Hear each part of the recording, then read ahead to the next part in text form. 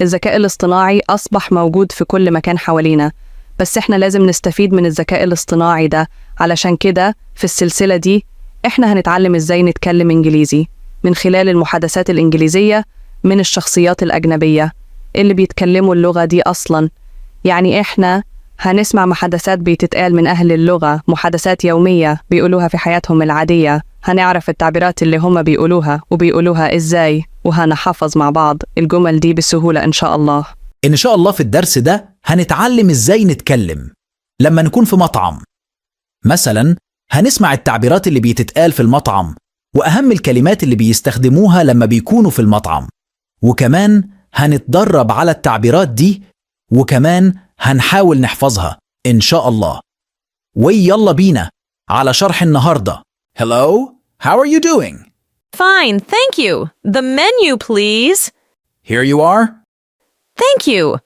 What today's special? Steak with vegetables and roast potatoes.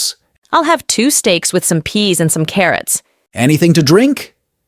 Yes, please. A glass of fresh orange juice. Here you are. Enjoy your meal. Thank you. Anything else? I'd like the check, please. That will be 100 pounds. Here you are. Keep the change. Thank you. Have a good day. Goodbye.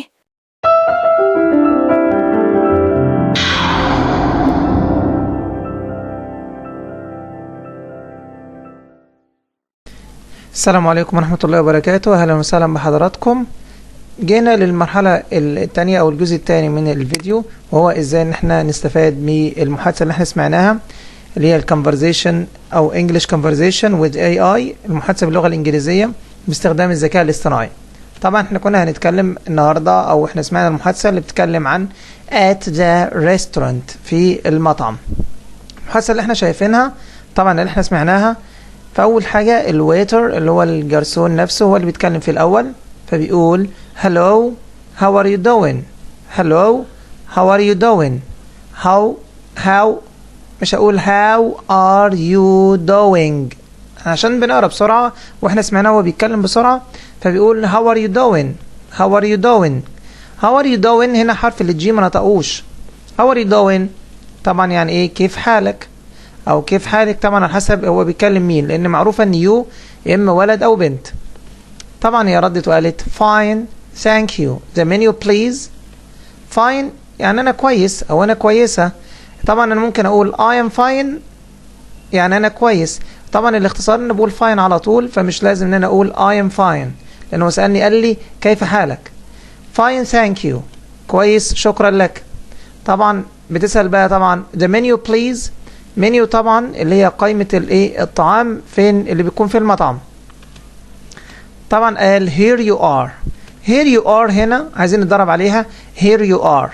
here you are. here you are يعني اتفضل. حد طلب مني حاجة بقول له اتفضل here you are. اتفضل here you are. بعدين طبعا قالت thank you. thank you يعني شكرا طبعا. what's today's special.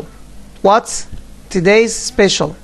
الجملة دي طبعا هي بتتقال في المطاعم، ايه هو الطبق المميز في المطعم اليوم. What's today's special. What's today's special. What's today's special. خلي بالك احنا دلوقتي ما وقفناش وقلتش what's وقفت عليها، today's وقفت عليها، وسبيشال لا كله ورا بعضه. What's today's special. What's today's special.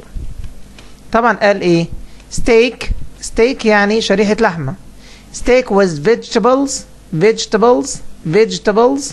طبعا هنا الاي مش بنطقها، وهنا الحرف اللي جي بنطقه دج. vegetables. vegetables and roast potatoes. طبعا هي steak يعني شريحة لحمة، with هنا معناها بي، لأن with هنا على حسب الجملة بيكون معناها بي أو مع.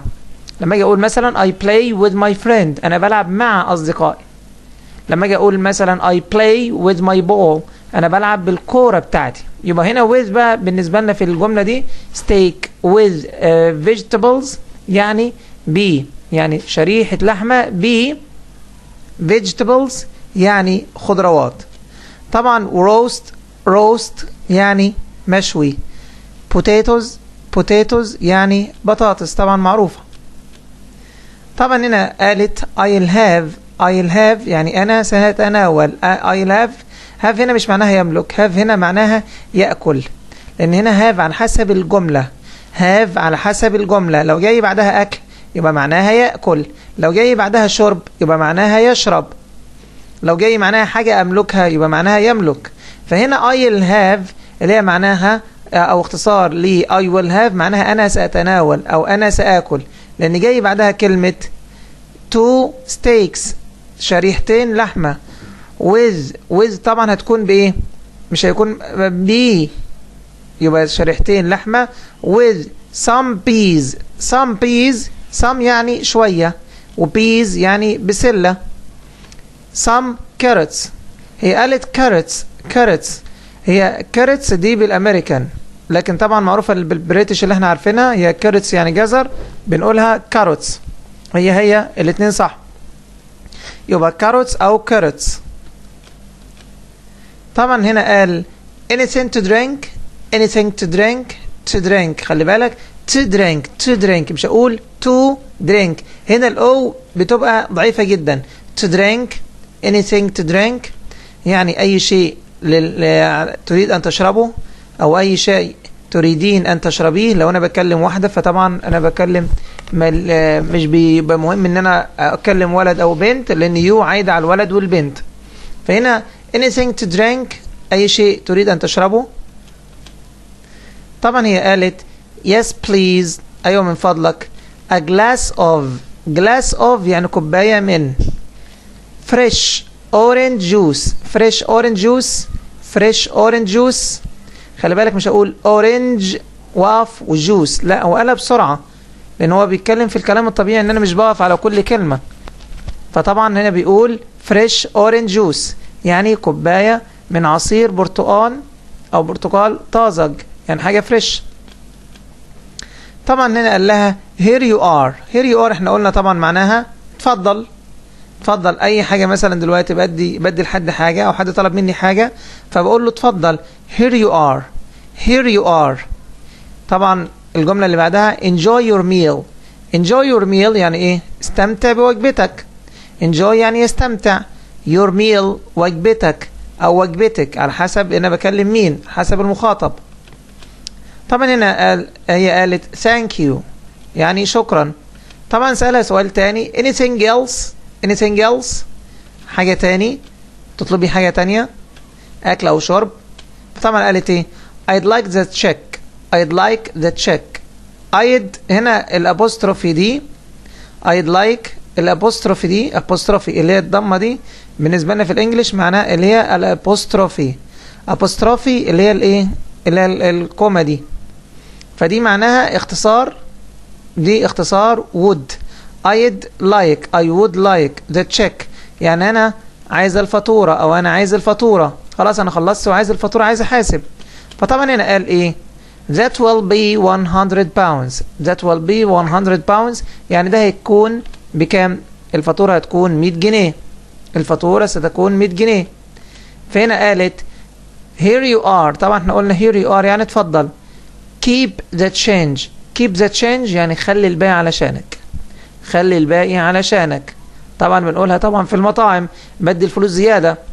فطبعا هنا قال لها thank you شكرا have a good day يعني يتمنى لك يوما جيدا.